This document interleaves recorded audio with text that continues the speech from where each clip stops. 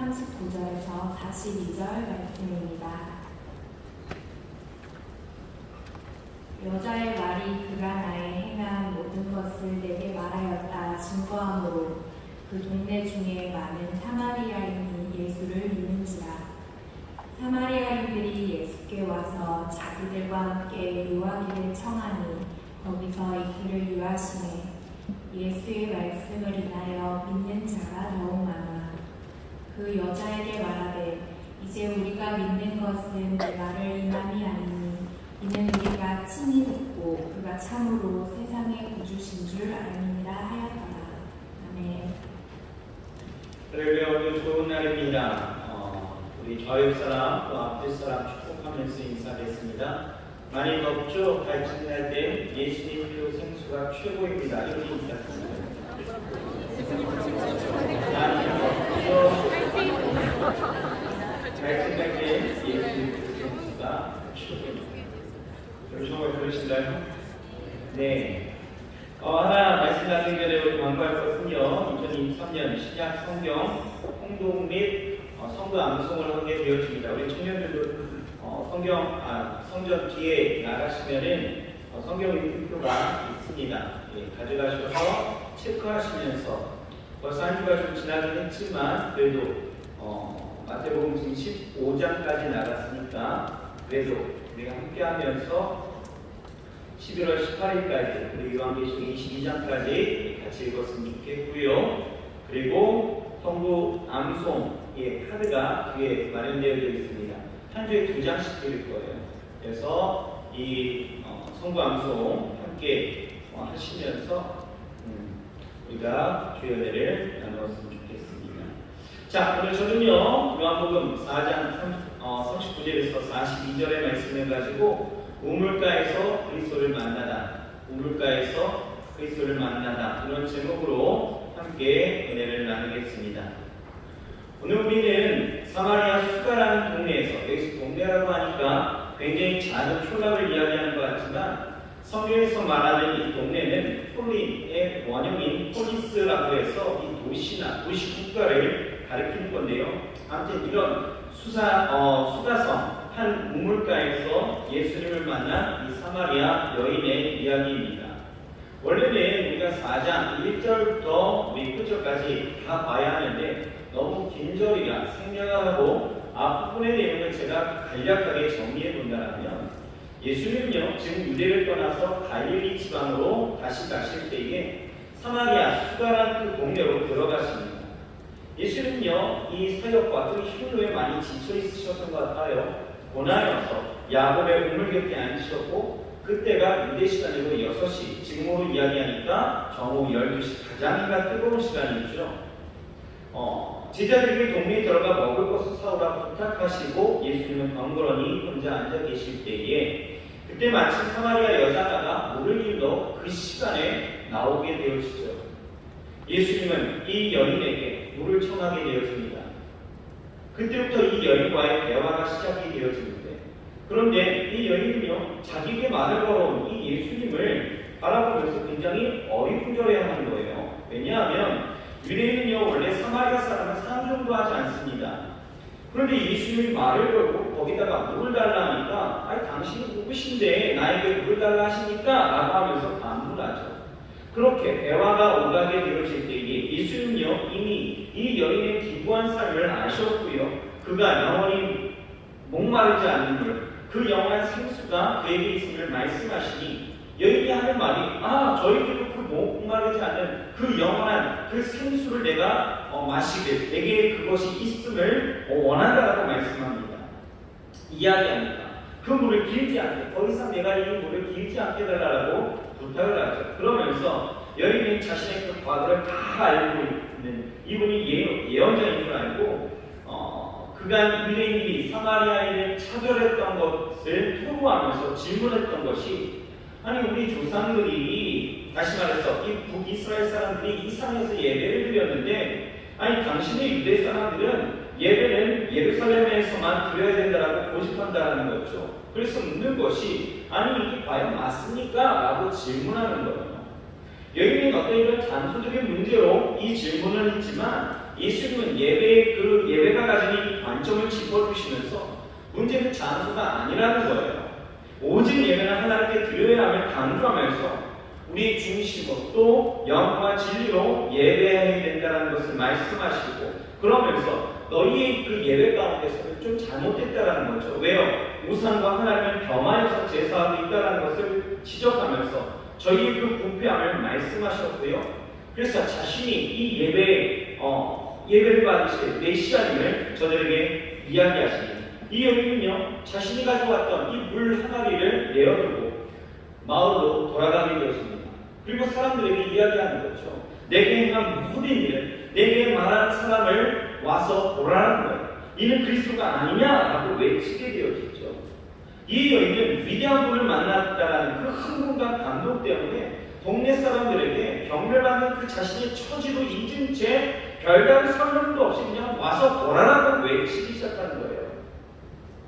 이분은 나의 과거를 알고, 나의 현재를 알고, 나의 모든 것을 알고 있고, 이런 메시아적인 그 권위를 갖고 참된 예배에 대해서 말씀하시는 것을 보고서는 이 사람을 한번 보라라는 거예요. 와서 이 사람이 메시아가 맞다라는 거죠. 이에 동네 사람들이 이 여인의 그 놀라운 그 외침 가운데 놀라운 반응이 일어나는데, 모두가 한결같이 나아가서 우물가로 달려가게 되어지고 거기서 주님을 만납니다. 그리고 주님을 자기들과 함께 유아로 청하게 되어지고 이틀간 예수님의 말씀을 듣게 되어지면서 그 안에서 사마리아 땅에 믿는 자가 많아졌다라고 말씀을 하고 있는 거죠. 이 여인의 외침 하나로 시작된 하나님의 역사는요, 사마리아 많은 사람들이 주를 믿는 역사로 나타났다는 거예요. 여러분, 이렇게 길다면 긴 이 요한복음 4장 가운데에서 우리가 깨닫게 되어진 것이 무엇일까요? 이 4장을 우리 간략하게 두 가지로 우리가 요약해 본다면, 첫째는 우리는 여기서 예수님의 진정한 그 마음을 발견하게 됐고, 또 하나는요, 예수님을 만난 사람들의 반응을 통해 내 삶과 내 신앙의 투영해 볼 수 있다는 것입니다. 자, 그렇다면 이 4장 가운데서 우리에게 주시는 하나님의 그 은혜가 무엇인지 한 가지 한 가지씩 우리가 살펴본다면, 자, 첫째는요, 여러분, 하나님은요 모든 사람이 구원에 이르기를 원하신다라는 것입니다. 뭐라고요? 하나님은 모든 사람이 구원에 이르기를 원하신다라는 것을 우리에게 말씀하고 있습니다.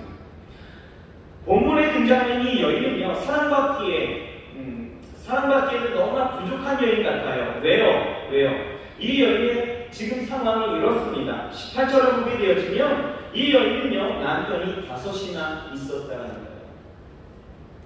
지금 여기 여자친구도 없는데 남편이 5이나 있었다고요?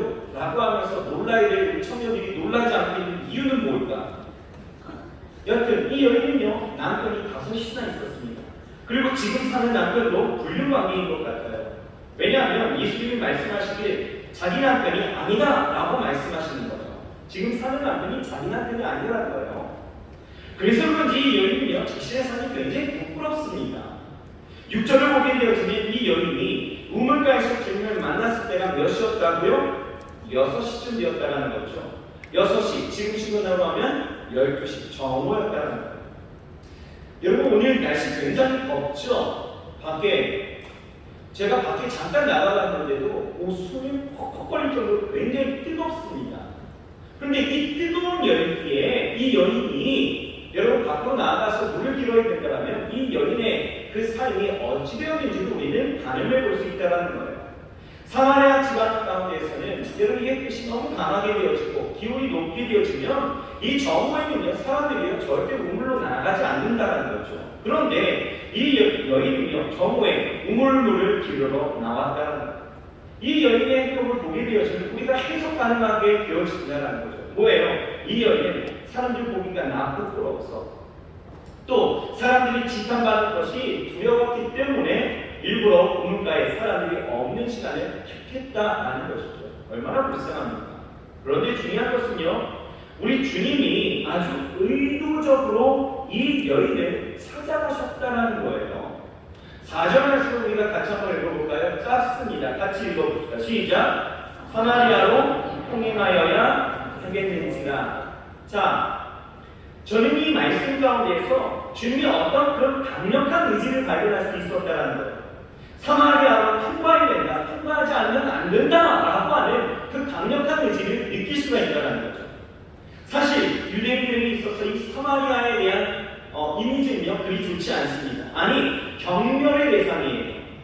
사마리아는요 오므리 왕국의 오므리에 의해서 축성된 이 북이스라엘의 수도입니다. 정통 유대인들이 이 사마리아를 멸시하고 경멸하는 이유가 있어요. 왜냐하면 이 아수르가 북이스라엘을 점령할 때에 이 민족 및 종교 혼합 정책을 펼치게 되어졌습니다.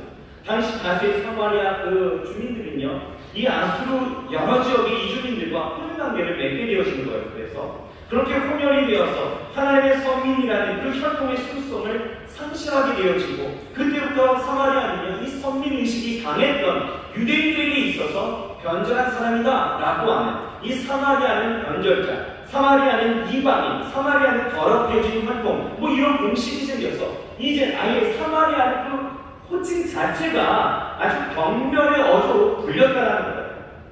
여러분 혹시 쪽발이라는 이야기 아십니까? 쪽발이라는 단어 아십니까? 아시나요?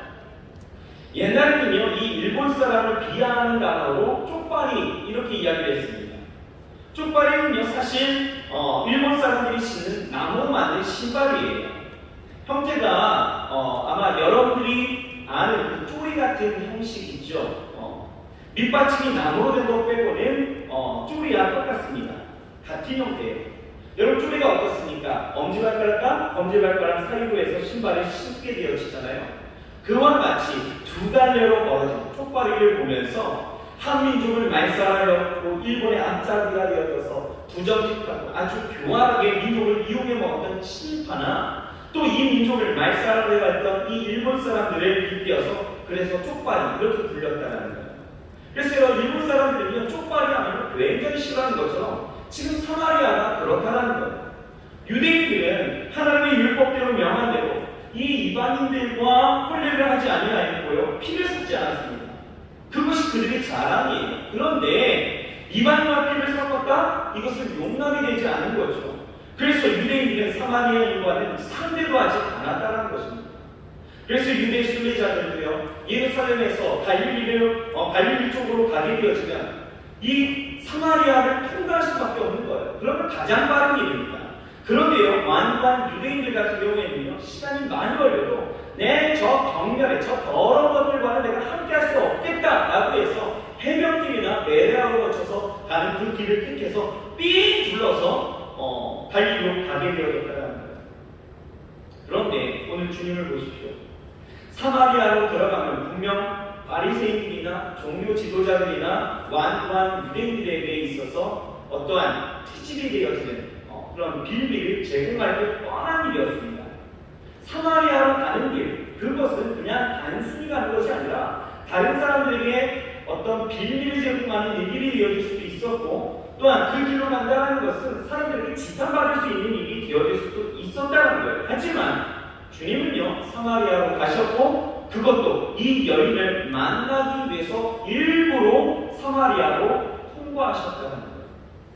그리고 혹여요 오늘 성경이 재밌는 것이 뭐냐면 이 여인을 만나는 것에 있어서 방해되어질까봐 제자들, 함께 있던 이 제자들도요 동네로 보낸 거예요. 동네에 들어가서 먹을 것을 사러받게 하고는 우물가에 혼자 앉아서 그 여인을 기다리셨다는 거죠. 이것은 절대 우연이 아니었다. 여기서 우리가 깨닫게 되어진 것이 무엇입니까? 뭐예요? 사람들은요 천하게 생각하고 상종하지 않는 사람도 주님에게는 너무나 귀하다라는 것을 우리가 보게 되어질 겁니다.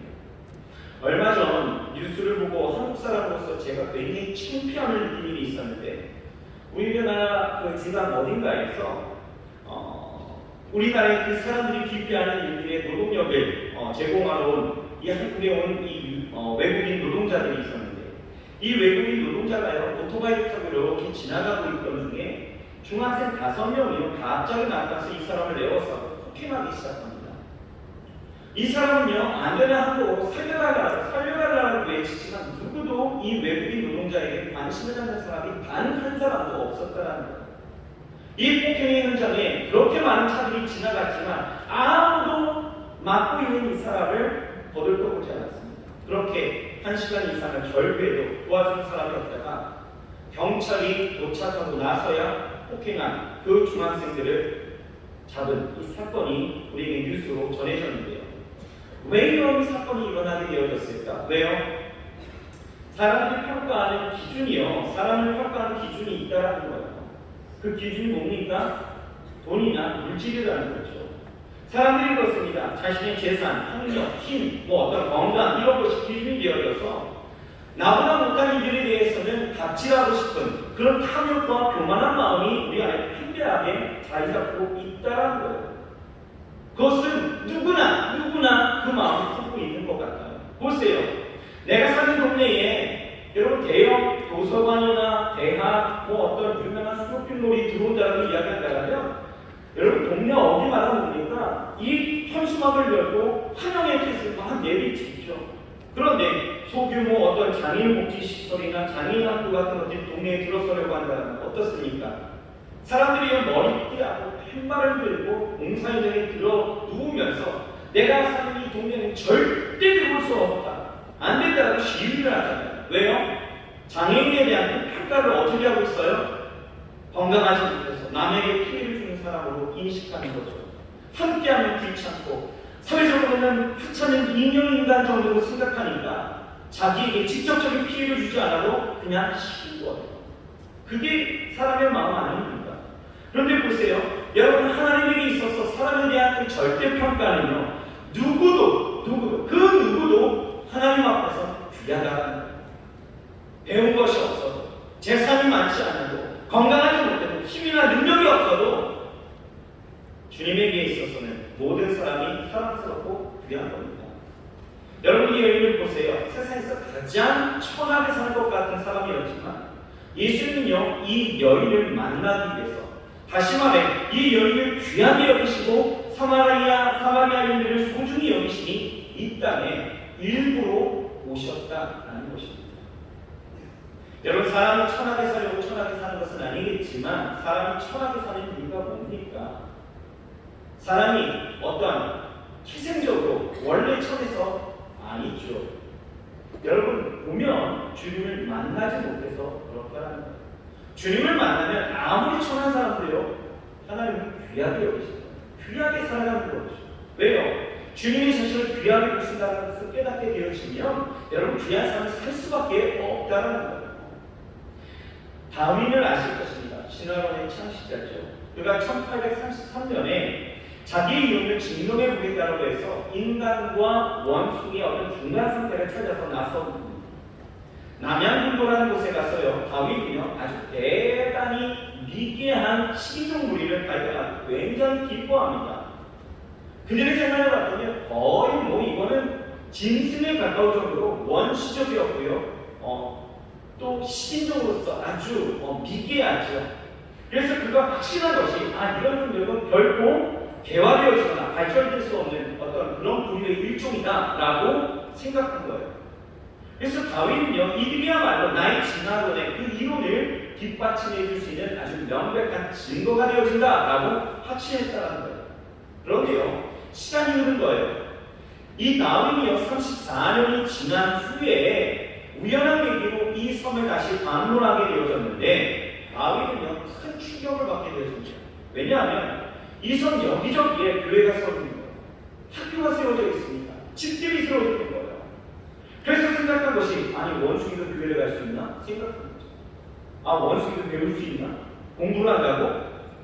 그런데 다윗은요 자기가 보고 있는 광경이 굉장히 신기하게 느껴질 정도로 눈을 비비고 다시 보게 되어진 것들이 여러분 그 34년이 지난 그 어느 날에 그 식인종들은요 더 이상의 식인종이 아니었다라는 거예요. 옷을 입고 다니고요 함께 모여서 찬송을 부릅니다. 무릎을 꿇고 기도하는 모습도 굉장히 대단히 충격을 먹었다라는 거예요. 기가 막히지 않습니까? 믿어지지 않는 현실이 눈앞에 있었다라는 거예요. 그때 자세히 보니까 왜 어떻게 이렇게 되어졌을까 알아보니 패턴이라는 선교사가 그 땅에 들어간 거예요. 그 섬에서 하나님의 복음을 증거했습니다. 그리고 그 섬에 복음이 들어오자마자 사람들이요 변하기 시작했다는 거예요. 사람을 잡아먹었던 그렇게 짐승같이 살았던 사람들이 변화되어서 하나님을 찬양하는 예배자가 되어졌다는 거예요. 그때에 자신이 그토록 확신하고 생각했던 진화론의 그 이론들이 틀렸다는 것을 확인했던 그런 시간이었다. 이렇게 이야기를 하는 것이죠. 여러분, 주님에게는요, 모든 사람들이 다 귀합니다. 옆 사람 한번 보실까요? 이 사람이 귀한 사람이에요. 중요한 것은 내게 찾아오신 주님을 내가 만나느냐, 내가 지나쳤느냐 하는 거예요. 주님을 만나면 분명 변화가 되어져서 귀한 삶을 살게 되어지는 것이죠. 이 여인을 보십시오. 어찌 보면 사회에서 버림받았어요. 눈치 보고 있는 사람입니다. 부끄러운 삶이 한 남자로 만족하지 못해서 이 남자 저 남자 바꿔가면서 자신의 욕구를 치러갔던, 그래서 자신도 자신의 그 삶이 부끄러워서 어찌할 수 없어서 정오에나 물을 길러 오게 되어지는 그런 사람이었잖아요. 그런데요, 오늘 우물가에서 주님을 만나게 되어졌더니 인생이 어떻게 바뀐지 아십니까? 4장의 하반부를 보면 그 뒤에 말씀을 보게 되어지는 이 여인은요, 주님을 증거하는 삶이 되어졌다는 겁니다.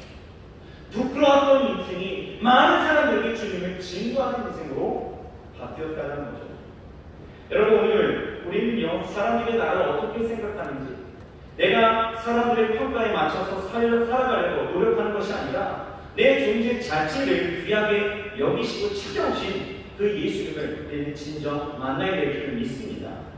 그리고 자신에 대해서 정말 낮은 자존감으로 어깨가 툭 떠있고 또 늘 자신의 그 삶이 부족하다 여기면서 자신의 능력이 다른 사람들에 비해서 딸리는 것을 기회를 느끼고 자신의 그 인생에 진정한 의미를 찾지도 못하고 또 자신의 삶을 부끄럽게 여기는, 그래서 자신의 그 처한 모든 환경을 감추고 싶고 사람들에게 있어서 숨고만 싶어하는 그런 사람들이 이 자리에 앉아있다면, 여러분, 이런 사람들 오늘 우리 인생의 우물가로 나를 지금 기억하셔서 부족하지만 연약하지만 나를 찾아오시는, 나를 기억해서 나를 만나기 위해서 일부러 오신 그 예수 그리스도를 만나야 될 줄 믿습니다. 우리 좌역 사람에게 인사할까요? 주님을 만나세요. 라고 인사해주세요. 내 인생에 그 우물가에 오신 그 예수님을 여러분 진짜 만나셔야 합니다. 그래야 우리 인생이 변하는 거죠. 부족하지만 나를 기억하시고 나를 아시고 나에게 일부러 찾아오신 예수님, 너무 귀한 사건 아니겠어요? 오늘 이 예배가 여러분 예수님을 만나는 귀한 그 우물가의 현장이 되시길 주의로 축원합니다. 오늘 우리는 예배와 말씀과 찬양과 기도 가운데 나를 만나기 위해서 찾아오신 예수 그리스도를 온전히 만나 그 안에서 정말 우리의 삶을 일으키시고 세우시는, 그리고 변화시키시는 하나님의 속기를 우리가 온전히 바라보며 나아가야 될 줄 믿습니다. 우리 저희 역사님에게 인사하겠습니다. 주님 부족한 나에게도 나를 귀하게 여기십니다. 주님 부족한 나를 귀하게 여기십니다. 우리 이제 나 얘기했으면 이제 당신도 얘기할 수 있어요. 그렇죠? 주님 부족한 당신도 귀하게 여기십니다. 시작. 주님은 부족한 당신도 귀하게 여기십니다. 여러분 믿으십니까? 자, 둘째는요, 우리가 깨닫는 것이 무엇이냐? 주님을 만나면요, 우리가 영원히 목마르지 않는다라는 것입니다. 예수님께서는요, 여인에게 지금 부탁하시는 말씀이 있어요. 뭐예요? 물 좀 달라라는 거죠. 물을 좀 달라라고 하십니다. 이 여인은 주님에게 뭐라고 해요? 아니, 당신은 유대인인데 어찌하여 나에게 물을 달라고 하십니까? 라고 하면서 거절하죠. 그런데요, 10절, 13절, 14절 말씀을 보게 되어지면 여인에게 예수님이요, 이렇게 말씀하시는 거예요. 우리가 연속해서 한번 읽어볼까요? 시작. 네가 만일 하나님의 선물과 또 내게 물을 좀 달라 하는 이가 누구인 줄 알았더라면 네가 그에게 구하였을 것이요 그가 생수를 내게 주었으리라. 이 물을 마시는 자마다 다시 목마르려니와 내가 주는 물을 마시는 자는 영원히 목마르지 아니하리니 내가 주는 물은 그 속에서 영생하도록 솟아나는 샘물이 되리라. 우리가 주님을 만나면 결코 절대 never 목마르지 않는다라는 거예요. 왜요? 예수님 주시는 그 물이 안에서 생물이 되기 때문이다 라고 말씀하시는 거예요. 여러분, 사람의 몸은요 70%가 뭘로 되어 있을까요? 물로 되어 있습니다. 그렇기 때문에 인간은 매일매일마다 물을 마셔야 합니다. 그러니 인간에게는 언제나 물에 대한 갈증이 있을 수밖에 없다라는 거죠. 그런데요, 인간은 물에 대한 갈증만 있는 것은 아니다라는 거죠. 물 외에도 여러 가지의 갈증을 가진 존재입니다. 육체적인 쾌락의 갈증을 갖고 있고요, 문화적인 갈증을 갖고 있어요. 또 정신적인 갈증을 갖고 있고요, 영적인 갈증을 갖고 사는 것이 우리의 모습인 것입니다. 인간의 이 갈증의 끝은요 절대로 없습니다. 그러니 본문에서 뭐라고 이야기하느냐, 이 물을 마시는 자마다 다시 목마르려니와 라고 말하는 거죠. 다시 먹어도 갈증이 해결되지 않는 것, 그것이 우리의 인생의 모습이다 라는 것입니다. 마치 지금처럼 여름에 그런 강렬한 햇빛 아래 이 갈증이 있을 때에 시원한 물을 마시면 어떻습니까? 금방 괜찮아지는 것 같잖아요. 그런데 시간이 조금 지나면 어때요? 또 물을 마시고 싶어 하는 것처럼 무엇이든지 그것이 어떤 것에 대한 갈증이든지 현재 가지고 있는 것으로는 영원히 만족하지 못하는 것이 우리의 원래 모습입니다. 보세요.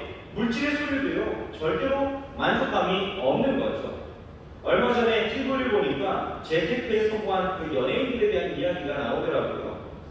한 가수가 강남에 50억짜리 빌딩을 현금으로 샀다라는 뉴스가 있었습니다.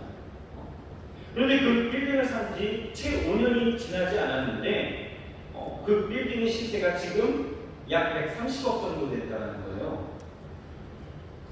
놀랍죠? 네. 빌딩 갖고 있으면 얼마나 좋을까, 그렇죠? 그런데 더 놀라운 것은 이 가수가요, 이 연예인이요, 그 동네에 또 빌딩을 또 샀다는 거예요. 그 이야기를 보면서 와, 제 생각은 와, 사람은 도대체 얼마나 있어야 만족하는 걸까? 50억짜리 빌딩 하나만 있어도 우리 계산 나올 수 있잖아요, 그렇죠? 어느 정도 강남이라고 한다면 한 달에 몇천 정도는 이거 보니까 임대료 뭐 이런 걸로 치워줄 수 있는 거, 이야 대단하다 뭐 이렇게 생각할 수 있는 거 아니에요? 그래서 와, 그런데 또 집을 샀다고? 또 빌딩을 샀다고? 야, 사람 도대체 얼마나 써야 만족하는 걸까 하는 물음을 던질 수밖에 없었다는 거예요. 제가 이런 말을 하면 누군가는 그렇겠죠. 아니 목사님 배포가 얼마나 작게 그렇게 이야기하신 거예요? 뭐 130억 정도 갖고 그러십니까? 라고 이야기하겠죠. 하지만 이것은요, 근본적으로 배포에 대한 문제는 아니다라는 거예요. 절대적으로 이것은 만족에 대한 문제다라는 거죠. 세계에서 여러분 가장 유명한 부자라고 이야기하는 데는 아마 록펠러일 것 같습니다. 한 번은 어떤 신문기자가 록펠러에게 찾아가서 이런 질문을 던졌대요. 당신은 이만큼의 재산을 소유하고 있는데 더 얼마큼 돈을 벌어야 만족하시겠습니까? 라고 이야기했더니 이때 록펠러가 했던 대답이요, 이렇습니다. 조금만 더. 이렇게 얘기해요. 조금만 더. 여러분, 조금만 더 있다라고 만족할 수 있을까요? 여러분, 절대 만족이란 없는 것이 인간이에요. 인간은 이렇게 만족하지 못하고 항상 갈증을 느끼며 사는 존재라는 거죠. 여러분 보세요. 이 여인은요, 남편을 바꿔도요 만족함이 없었다는 거예요. 5번을 바꿨대요. 그래도 만족을 느끼지 못했다는 것입니다. 여러분, 인생에 갈증이 있을 때 이 갈증을 해결하려면 어떻게 해야 될까요? 여러분, 우리는 이 질문에 대해서 이렇게 좀 바꿔야 됩니다. 갈증을 해결하려면 어떻게 해야 될까? 어떤 방법론을 우리가 구하는 것이 아니라 우리 이것을 좀 바꿔야 돼요. 갈증을 일으키는 근본적인 이유는 어디 있을까? 라고 바꿀 수 있어야 된다는 거죠. 이것을 해결하면 당연히 답이 나올 수 있다는 것입니다. 이 질문의 답을 이렇게 찾으면 좀 좋을 것 같아요. 여러분, 사람은요, 존재론적으로 하나님이 생명이 없던 육체에 영을 불어넣어 주셔서 생명이 되었습니다. 다시 말해서 사람은 영적인 존재이기 때문에 영적인 만족이 없다라면 언제나 목마를 수밖에 없는 것이 인간의 본질이에요. 그런데 재미있는 것은요, 사람이 이런 영적인 그 목마름을 해결하게 되어지면 다른 갈증은 더 이상 우리에게 갈증으로 느껴지지 않게 되는 것도 굉장히 재밌는 사실입니다. 그러므로 여러분 이걸 기억하십시오.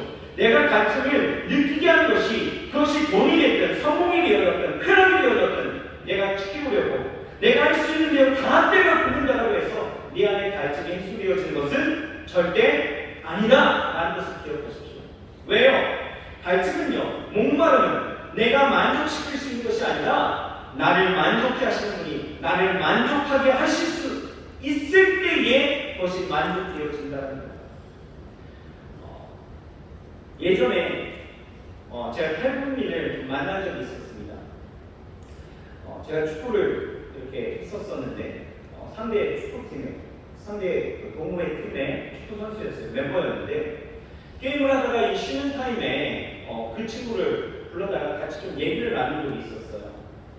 그래서 북한 생활에 대해서 물어보니까 굉장히 그 이야기하는 그 북한의 현실이 제가 상상했던 것보다 굉장히 더 비참하더라고요.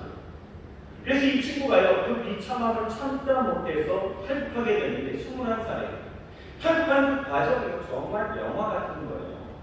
하여튼 그래서 지금 나만의 세상이 어떠냐라고 이야기하니 이 친구가 하는 말이 적응이 쉽지 않다라는 거예요. 자기도 그렇지만 다른 이 북한 동포들이 남한에 오면 이 남한은요, 이 천국 같다라고 느낀다라는 거예요. 하지만 처음에는 모든 것이 좋고 모든 것이 만족스럽지만 얼마 지나지 않아서 그들은 또다시 갈증, 이 목마름을 느끼게 된다는 거죠. 왜냐하면 한국 사회는요, 아직 탈북민에 대해서 곱지 않은 시선을 가지고 있고 그러다 보니까 같은 동포이지만 자신들보다도 낮게 여겨서 부당한 대우를 당할 때도 많고 취업 자체가 아주 어렵다라는 거죠. 그러니 당장에 먹고 사는 문제가 시급하고 먹고 사는 그 문제 때문에 한국에 왔는데 또 이곳에도 천국 같았던 이곳에서도 이 먹고 사는 문제로 힘겹게 살아가니 이게 쉽지 않다 이런 이야기가 하더라고요. 그래서 이 얼마 전에 이 북한에서 귀순한 사람들을 대상으로 남한에서의 그 생활이 행복한가에 대한 그 조사를 해서 그것의 결과를 한번 봤더니요, 놀랍게도 응답자의 80%가요 전혀 행복하지 않다라고 대답했다는 거예요. 아니 이곳이 천국 같다며 그런데 행복하지 않다라는 거예요. 왜요? 왜 그들은 지상 나라처럼 생각했던 이 남한 땅에서 왜 행복하지 못했을까요? 자신이 치우려고 하지만 치울 수 없는, 부정할 수 없는 그 현실 때문에 그렇습니다. 그들은 그렇게 이야기합니다. 한국 사회에서의 그 삶이 도저히 나의 만족을 위해서 어떤 것을 해도 다 때려도 만족할 수 없는 삶이기 때문에 그렇다라고 이야기하지만 제가 만난 그 탈북 청년의 그 삶은요, 꼭 그것만은 아니었던 거죠. 우리가 좀 더 근본적으로 보게 되어지면 이들에게는 뭐가 필요할까? 영적인 것들이 필요하다. 영적인 만족이 필요하다. 영적인 그 필요가 채워지지 않았기 때문에 저들이 만족할 수 없었다는 거죠. 제가 그것을 보았습니다. 왜냐하면요, 제가 만난 그 탈북 청년에게 제가 굉장히 삶의 어려움을 가지고 있을 때에 복음을 전했습니다. 그리고 교회 나가더라고요. 가까운 교회를 소개시켜줬어요. 그래서 그 교회 목사님하고 또 그 교회 모든 것들을 지금 소개해주면서 나아갈 수 있도록 이렇게 전도를 했는데 이 친구가요, 이렇게 매주마다 이렇게 만나게 되었는데 뭐 한 달 정도, 2달 정도 갔을 때는 뭐 변함은 좀 없었어요. 그래서 이 친구가 잘하고 있나? 그래서 그 교회 목사님하고 대화를 하고 잘하고 있다고, 지금 아주 좋다고 이야기를 듣고 안심하고 있었는데 그 이후로도 계속 보니까요, 희한한 일들이 일어나는 거예요. 얼굴을 봤더니 얼굴이 좀 조금씩 달라지는 거죠. 그 전까지만 해도 세상에 시름이나 시름은 얼굴이 다 하고 있었고 그것을 풀려고 축구하러 나온 거였는데 얼굴이요, 축구를 하지 않아도 그냥 얼굴이 편한 거예요. 얼굴이 달라진 것이 아니라 삶이 달라졌더라고요. 삶을 살아가는 그 태도와 자세가 달라졌다는 것을 느낄 수 있었던 것이 대화를 통해서 알아봤더니 이 친구가요, 예수님을 만났다는 거예요. 예수님을 만났더니 목사님, 교회 생활이 이렇게 즐거운 거예요. 예수님 안에 세상이 이렇게 즐거웠던 거예요. 라고 오히려 저한테 반응을 하더라는 거죠. 여러분, 주님을 제대로 만나면요, 우리가 인생의 갈증을 느낄 이유가 없습니다. 왜요? 내 안에 예수 그리스도가 영원한 생수되어 주셔서 우리로 만족해 하시기 때문에 삶에서 느끼는 갈증을요, 더 이상 우리는 느끼지 않아도 된다는 거예요. 우리가 환경적으로나 물질적으로 어떤 갈증이 있다면 여러분, 그것을 어떤 것으로, 여러분의 능력으로, 여러분의 그 어떤 삶의 노력으로 다 때려 부어서 뭔가를 채우려고 하지 마십시오. 절대로 여러분 그 갈증이 벗어날 수 없습니다. 그 갈증을 해결할 수가 없는 거예요. 이 여인을 보세요. 5명을 바꿔도 절대로 해결되지 않았던 문제였다는 거예요. 인생이 그렇습니다. 그러니 여러분들 어떻게 하시렵니까? 이 문제의 근본적인 것들을 보시라는 거예요. 내 인생의 영적인 것들, 내 안에 오신 예수, 부족하지만 연약하지만 나를 찾아오신 그 예수를 진정으로 만나고 그 안에서 나아가게 되어지면 그분이 그때부터 우리 안에 역사하실 때 치우신다라는 것이죠. 여러분, 이제 헛된 수고를 그만하십시오. 그리고 영원한 만족과 치우심이 있게 하시는 주 앞에 온전히 나오셔서 그 안에서 주님을 진정으로 만나시길 주의 이름으로 축원합니다. 축원합니다. 마지막 셋째는요, 우리가 주님을 만나면 복음을 전하게 되는 것이죠. 여러분, 수가성 여인은요, 예수님을 만나서 그의 인생에 아주 답답했고 어려웠던, 그렇게 아주 짜증날 정도로 힘겨워했던 그 삶의 갈증이요, 완전히 해결된 이후에 어떻게 했을까? 28절 말씀을 같이 한번 읽어봅시다. 28절 시작. 여자가 물동이를 버려두고 동네에 걸어가서 사람들에게 이르되, 이거 지우지 마세요.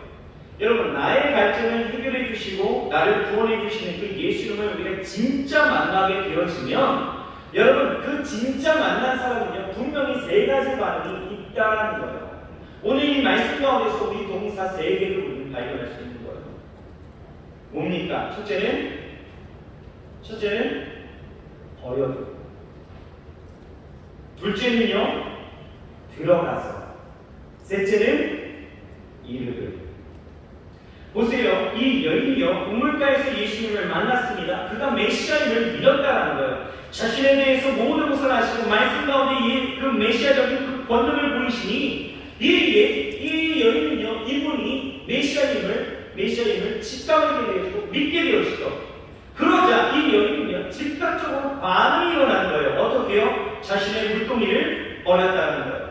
여기서 버려두고 라고 하는 이 말은요, 부정과거 시제예요. 다시 말해서 부정과거 시제, 과거 시제. 그러니까 그녀는요, 즉시로 이 같은 행동을 취했다는 거예요. 버려두고, 생각하고 버려둔 게 아닙니다. 예수님을 만났을 때에 이분이 메시아라고 하는 것을 깨닫게 되어진 그 순간에 이 여인은 버려두고 즉시로 행동을 취했다는 거예요. 여러분, 이 여인이 왜 왔어요? 왜 왔습니까? 당연히 물을 길러. 그 목적이 물을 기르러 양동이, 이 물동이를 들고 메고 온 거죠. 그런데 예수님의 메시아임을 깨닫고 나니까 그분이 나의 구원자 되시고 나의 치료자 되시고 나의 인생의 갈증을 해결해 주실 분임을 깨닫게 되니까 이때부터 이 물동이를 어떻게 했어요? 포기했다. 여러분, 이것이 우리에게 말하는 것이 무엇입니까? 여러분, 예수가 그리스도임을 발견한 사람들은요, 이와 같이 자신의 목마름을 만족해야 할 세상적인 그 욕구를 충족시키려 했던 그 생각과 우리의 삶의 자세와 그 태도와 그 행동들을 즉시 버리게 된다는 거예요. 우리 주아 역사님 인사해볼까요? 버리셨나요? 라고 한번 물어봅시다. 여러분, 정말 버리셨습니까? 여러분, 아직 못 버렸다라면 여러분, 그것은 하나를 의미하는 거예요. 뭐예요? 내가 예수를 지나쳤다. 내가 정말 예수를 만났다면 예수님께서 내 인생의 구원자 되시고 내 삶의 치료자 되시고 내 삶의 인도자 되심을 내가 믿는다면 메시아임을 내가 깨닫게 되어지면 우리는 반응이 즉각적이어야 합니다. 어떻게 해요? 버려두는 거예요. 여러분 자신 한번 보세요. 나를 충족시키려 했던 것을 여러분 버리셨어요? 버리지 못했다면 예수를 나의 구주로 생각하고 내가 예수를 만나지만 여전히 물을 기르려 하고 물동이를 버리지 못했다면 나는 여전히 옛사람 안에 머무는 그 옛사람일 뿐이다라는 거예요. 이것은 진정으로 내가 믿는다라고 할 수 없다라는 거죠. 내가 믿으면요 버리는 거예요. 사도 바울을 보십시오. 자신의 야욕과 어떤 욕구를 가지고 다메섹으로 가게 되어지죠. 왜요? 그리스도인들을 색출할 그 명목을 가지고 나아가게 되어졌기에 다메섹으로 가는 그 도중 가운데 빛 가운데 임하신 예수님을 만나게 되어졌습니다.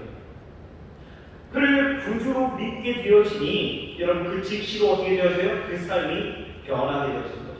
자신의 인생을 충족시키려 했던, 자신을 높이려 했던 그 모든 자신의 의도와 생각과 자신의 목적과 자신의 삶의 뜻들을 다 내버려뒀다는 거예요. 그리고 그 다메섹으로 향한 나가게 되어지죠. 왜요?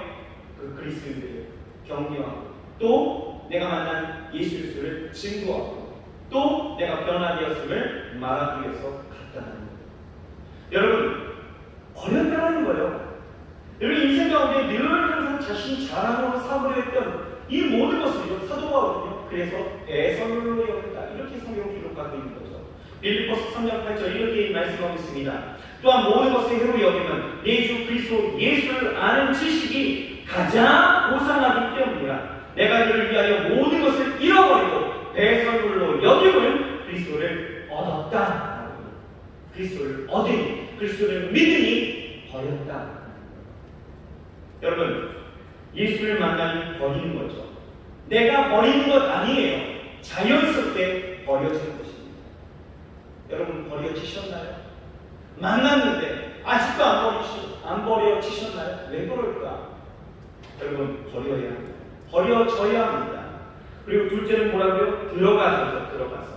들어가서는 현대인이라고 이야기하는데 이것 또한 부정 과거 시제입니다. 들어가서 뭐라고요? 즉시로 행했다는 거죠. 즉시 예수님을 떠나서 동네로 들어갔다는 거예요. 그래서 여기서 현대인이라는 것은 떠나가다, 가버리다 이런 뜻을 갖고 있어요. 이 여인은요 예수님이 그리스도임을 확인하는 그 순간에 어땠다고요? 예수님을 떠나갔다는 거예요. 떠나갔습니다. 어떻게? 여러분 요한복음 1장 36절에서 37절 한번 읽어볼까요? 같이 한번 읽어봅시다. 시작! 예수께서 번이심을 보고 말하되 보라 하나님의 어린 양이로다. 두 제자가 그의 말을 듣고 예수를 따르거늘. 자, 두 제자가 누구였는지 한번 볼까요? 40절에서 41절. 요한의 말을 듣고 예수를 따르는 두 사람 중 하나는 시몬 베드로의 형제 안드레라. 그가 먼저 자기 형제 시몬을 찾아 말하되 우리가 메시아를 만났다고. 지금 안드레가 하나님의 어린 양 되신 예수 그리스도를 만났습니다. 믿었어요. 그가 메시아임을 믿게 되었으니 어떻습니까? 형제 시몬을 찾고 들어갔다라는 뜻이에요. 들어갔다. 예수에 의해서 떠나가 들어갔다라는 표현이죠. 또 요한복음 1장 45절을 보게 되어지면 빌립에 대한 내용이 나와요. 같이 한번 읽어봅시다. 시작! 빌립이 나다나엘을 찾아 이르되 모세가 율법에 기록하고 여러 선지자가 기록한 그 일을 우리가 만났으니 요셉의 아들 나사렛 예수. 빌립이 누구를 찾아갔어요? 나다나엘을 찾아갔다. 떠났다. 들어갔다. 찾아가는 거예요. 들어가서 나다나엘에게 지금 뭐합니까? 자기가 만난 예수를 증거합니다. 떠난다는 것. 여러분 떠난다는 것은 예수를 버리고 떠나는 것이 아니라 이 놀라운 사실을 자기가 알고 있는 사람에게 전해주려고 그분 앞을 떠나가 들어간다는 뜻이에요. 여러분 우리가 그래요. 진정으로 그리스도를 만나서 구원을 얻은 이들은요 이 여인처럼 어떻게 해요? 들어가야 하는 것입니다. 어디로요? 어디로 떠나가야 합니까? 어디로 들어가야 합니까? 내 삶의 자리로 들어가야 합니다. 여러분 예수님을 만나셨습니까? 만나셨나요? 그럼 들어가야 되는 거예요. 여러분들의 동료로 들어가야 되는 거예요. 삶의 자리로 들어가야 되는 거예요. 여러분들의 가정 가운데로, 여러분들의 캠퍼스로, 여러분들의 직장으로 들어가야 된다는 거예요. 여러분, 선교는 누가 합니까? 선교는 누가 해요? 예수님을 만났고 그분이 내 인생의 구원자이심을, 그리스도임을 믿는 자들이 가는 거예요. 이런 사람들은요, 예수님을 떠나서 들어가는 거죠. 전하는 거예요. 선교는요, 선교비가 있어갖고 선교하는 거 아닙니다. 시간이 남아서 하는 것도 아니에요. 내가 올해는요, 알바를 하지 않기 때문에, 계절학기가 없기 때문에 제가 선교할 수 있어요. 이게 아니라는 거예요. 누가 거울하고 척하게서 그것을 못 이겨서 내가 선교하다 아니다라는 거죠. 선교는 누가 합니까? 철저히 예수 그리스도를 만나서 그 감동의 역사가 내 안에서 넘치는 자들이 들어가고 그 안에서 행하는 거예요. 그것이 선교라는 거예요. 그런 선교가 진짜 선교입니다. 여러분, 우리가 예수 그리스도를 만났으면 들어가야 되는 거예요. 그리고 셋째는 뭐예요? 이르되라고 이야기해요. 레게이라고 합니다. 그런데 이 레게이가 좀 독특한 게 뭔지 아십니까? 이건 동사 중에서 앞에 있는 이 두 동사와는 다르게 부정과거 시제는 아니에요. 현재 시제입니다. 다시 말해서 그녀가 말하고 있는 이 모습을 생동감 있게 아주 생생하게 나타내고 있었다는 거죠. 이르되 아주 생생하게 전하고 있었다는 거예요. 여러분, 우리가 그리스도를 만나게 되면 어떻게 해요? 생생하게 생동감 있게 전하게 되어진다. 왜요? 내가 진짜 만났기 때문에.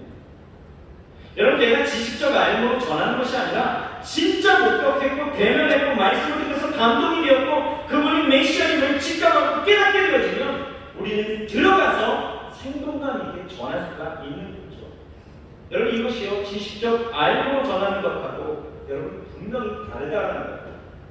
제가 요즘 가끔 유튜브로 그 짤 영상을 좀 보게 되어지는데 여러분 혹시 푸바오 아십니까? 푸바오라는 그 팬더 곰이 있어요. 이 어디죠? 옛날 자연동원, 지금 에버랜드에 그 동물원에 푸바오라는 그 팬더가 있는데요. 중국에서 온 팬더곰입니다.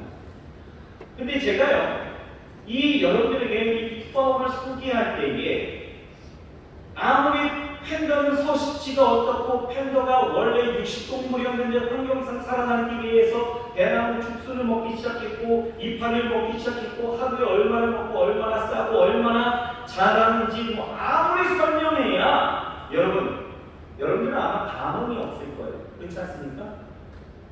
그런데 제가 직접 동물원에 가서 이 푸바오를 보았다면 저 직접 봤거든요. 푸바오를 보았다면 여러분, 이 푸바오가 재롱치는 거, 죽순을 어떻게 먹는지, 어떻게 나무에 올라가서 재롱을 피는지, 어떻게 나무에 올라가서 자는지 이것저것 다 설명한다면 여러분, 이건 느낌 자체가 다른 거죠. 그렇죠? 한 번의 어조가 있는 거고요. 생동감에 어떤 생생하고 현장감 있게 레게이 이룰 수 있다는 거예요. 여러분, 얼마나 여러분 삶의 자리로 들어가서 여러분 이렇게 생동감 있게 전하고 있습니까? 내가 전하지 못하고 있다면 여러분 분명히 아셔야 돼요. 내가 예수 그리스도를 만났나? 한번 물음표를 한번 던져보셔야 되는 거예요. 진짜 만났다면 여러분 들어갈 수 있습니다. 버려두고 들어가서 이룰 수 있다는 거예요. 생생하고 현장감 있는 복음으로 나아갈 수 있다는 거죠. 여러분, 우리는요, 주님을 아는 것에 있어서 남의 말을 듣고 아는 정도로 머물러 서서는 안 된다는 것입니다. 내가 진짜 내 우물가에 오신 예수 그리스도를 만나야 된다는 거예요. 친히 경험해서 알아야 된다는 거예요. 오늘 본문을 보세요. 수가성 이 여인이요, 동네 사람들에게 주님을 소개하니까 동네 사람들이 어떻게 했습니까? 어떻게 했어요? 주님 앞에 나왔다는 거예요. 동네 사람들에게 이 여인은요, 사람 취급도 못 받았던 그런 여인이었습니다. 그런데 그런 여인이 와고 와 봐라 이렇게 떠든다고 해서 누가 올 수 있겠어요? 여러분, 그럴 수 있습니까? 봐라 천하게 천리시 받고 버림받고 사람들이 집단받고 그 인생이 부끄러워서 어쩔 줄 몰라서 저모에나 나가고 물리는 그 여인이 와서 봐라 이런다고 해서 여러분 가시겠어요? 그런데요, 오늘 성경 보십시오. 동네 사람들이 움직였다는 거예요. 왜요? 왜? 그 이르는 말이 생생함의 궁금증을 일으켰다는 거예요. 생생함. 그래서 그들이 나아갑니다. 그리고 우물가에 진짜 앉아 계셨던 그 예수님을 초청하여서 이 길을 함께 유하게 되어지고, 주님과 이 길을 함께 보내면서요, 이 사람들이 예수님의 말씀을 듣게 되어지고, 그들의 믿음이 처음하고는 차원이 다른 믿음으로 달라졌다는 거예요. 동네 사람들은요, 처음에는 여자의 말을 듣고 믿게 되어졌죠. 그런데 이제는요, 예수님을 만나서 예수님의 말씀을 듣고 더 충만한 믿음을 갖게 되어졌습니다. 그래서 그들이 뭐라고 고백하는 거 아십니까? 오늘 본문의 42절 마지막 절입니다. 같이 한번 읽어봅시다. 시작. 이제 우리가 믿는 것은 너의 말로 인함이 아니니 이는 우리가 친히 듣고 그가 참으로 세상의 구주이신 줄. 이 알미 어떤 알미인지 아시겠나요? 경험하여 내가 만나서 진짜 그 말씀을 듣고 깨닫게 되어졌을 때에 이제는 너의 말로 내가 믿는 것이 아니라 내가 그 말씀을 들었으니 내가 진짜 믿겠다는 거예요. 여러분, 많은 사람들이요, 다른 사람들의 말을 듣고 신앙생활하는 경우들도 참 많이 있습니다. 이 수준에 있는 사람들은요, 교회 얼마나 다녔든지, 교회에서 어떤 직분에 있든지, 주를 위해서 뭐 어떤 큰 일에 있든지 상관없어요. 여전히 신앙이 충분입니다. 여러분, 이제는 우리는 수준을 좀 올려야 돼요. 여러분이 예수님을 진짜 만났다라면, 내가 직접 주님을 경험하고 내가 직접 주님의 음성을 들었다라면 이제는 좀 수준을 올려야 돼요.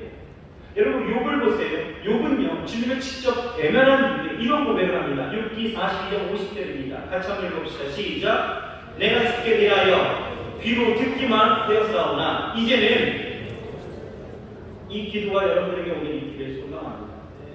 지금까지는 내가 귀로 들었지만 내가 오늘 이 현장 속에서 나를 찾아오신, 내 인생의 우물가에 이 예배의 현장 가운데 찾아오신 예수님을 내가 직접 눈으로 보고 그 음성 듣고 내가 신앙을 이어가려고 합니다.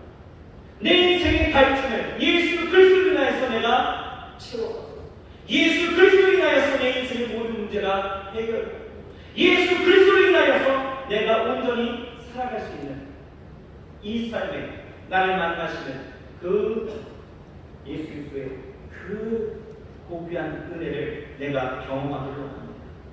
귀로만 들었던 신앙이 이제 눈으로 보는 신앙이 되어지기 원합니다. 여러분, 이것이 우리의 고백이 되어야 할 줄이 있습니다. 여러분, 눈으로 보는 신앙생활을 하니까 어떻게 됩니까? 기도하고 주의 음성을 들으십시오. 그 음성에 순종하면서 나아갔습니다. 온전히 주를 예배하면서 주 앞에 나오시길 바랍니다. 간간히 예배를 빼먹는 그 빼빼로 신앙들이 참 많이 있어요. 빼먹지 마십시오. 예수님은 빼빼로가 아닙니다. 예배 안에 여러분 신령과 진정으로 예배하십시오. 그냥 나와서 앉아있고 그냥 나와서 듣기만 하고 그냥 나와서 그냥 아무렇지도 않게 그냥 있지 마시고요. 이 예배에 여러분이 주인공이 되어서 참여하십시오. 찬양할 때는 이 예배팀만의 찬양이 아니에요. 여러분들의 찬양이 영향입니다. 말씀 가운데서는 여러분 저만의 설교가 아니라 여러분의 아멘의 그 환호가 같이 터져나오면서 함께 하나님 앞에 나아가는 거예요. 성가대의 찬양이 있을 때에 박수감으로 하나님 앞에 같이 영광 돌리는 것이 우리의 모습이어야 합니다. 여러분, 예배에 진짜 참여해 주십시오. 신령과 진정으로